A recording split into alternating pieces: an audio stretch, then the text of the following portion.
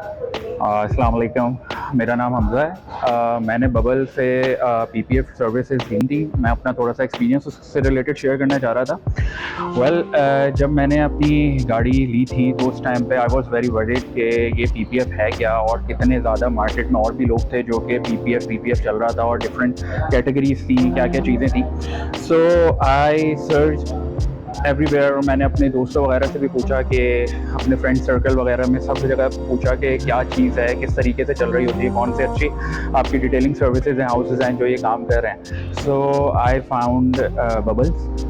सो मैं आया है बबल के पास, मैंने विज़िट किया एंड आई फाउंड अरसलान साहब जो कि यहाँ पे होते हैं बबल्स में। उन्होंने बहुत अच्छे तरीके से मुझे बैठ के पहले सारी चीज़ें गाइड की कि व्हाट पीपीएफ है, पीपीएफ क्यों करवाना चाहिए और पीपीएफ के फ़ायदे वगैरह सारी चीज़ें, what, when, how, ifs and buts, सारी चीज़ें उन्होंने जो है ना बहुत डिटेल में गाइड की। So finally then I decided to go with Bubbles और मैंने अपनी कार को पीपीएफ करवाया।